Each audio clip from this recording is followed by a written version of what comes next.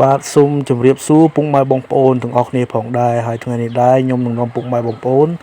ទៅលេងកន្លែងកម្សាន្តមួយកន្លែងដែលមានឈ្មោះថាអាងកន្សែងហើយអាងកន្សែងគឺមានទីតាំងនៅក្នុងភូមិកណ្ដាលឃុំសឹងស្រុកអូជ្រៅខេត្តបន្ទាយមានជ័យផងដែរពុកម៉ែបងប្អូនហើយនេះគឺជាទិដ្ឋភាពនៅក្រោមអាងហើយខ្ញុំក៏បានធ្វើដំណើរទៅលើអាងផងដែរពុកម៉ែបងប្អូនហើយនៅអាងកន្សែងនេះគឺទេសភាពគឺស្អាតមែនទែនពុកម៉ែបងប្អូនគឺទេសភាពគឺមិនចាញ់នៅអាងទំពាំងថ្មប្រមាណទេពុកម៉ែបងប្អូនហើយនេះខ្ញុំក៏បានឡើងមកលើអាងផងដែរពុកម៉ែបងប្អូនហើយនៅក្រោមអាងនិងចំហៀងអាងក៏មានការធ្វើស្រែរបស់ប្រជាជនប្រជាកសិករព្រោះថារដូវនេះគឺជារដូវធ្វើស្រែចម្ការហើយពុកម៉ែបងប្អូនគឺជារដូវវស្សាផងដែរគឺធម្មជាតិមានពណ៌ខៀវស្រងាត់ស្អាតមែនទែនពុកម៉ែបងប្អូនហើយនេះគឺជាផ្លូវដែលរាជរដ្ឋាភិបាលរបស់យើងក៏ធ្លាប់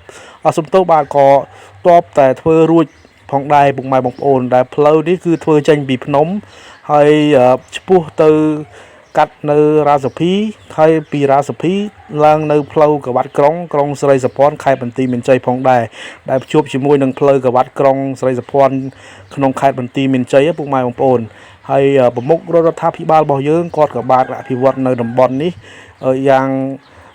ស្អាតមែនទែនហើយតំបន់នេះក៏អាងកន្សែងនេះក៏មានព្រំដែនព្រំប្រទល់ជួបជាមួយប្រទេសថៃផងដែរដែលយើងគ្រាន់តែធ្វើដំណើរប្រហែលជា10គីឡូជាងក៏ដល់ព្រំដែនថៃហើយពុកម៉ែបងប្អូនដែលជាប់នឹងព្រំដែនអូបជ័នជាប់ព្រំដែនថៃតែម្ដងពុកម៉ែបងប្អូនហើយឃើញថា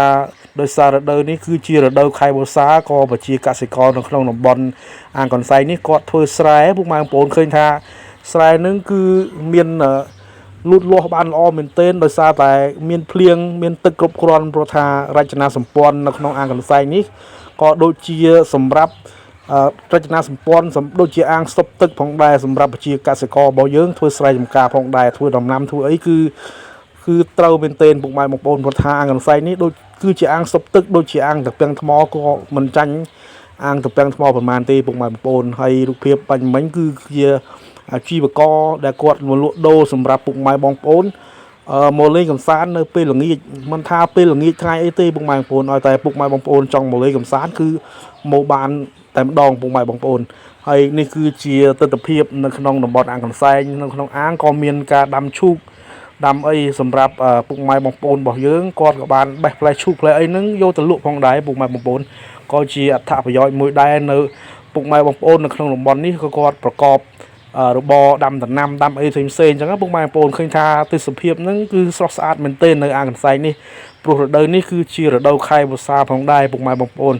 ហើយឃើញថាទេសភាពស្អាតហើយបើសិនជាពុកម៉ែបងប្អូនចង់មកលេងគឺមកបានតែម្ដងពុកម៉ែបងប្អូនសូមអរគុណសូមគោរពលា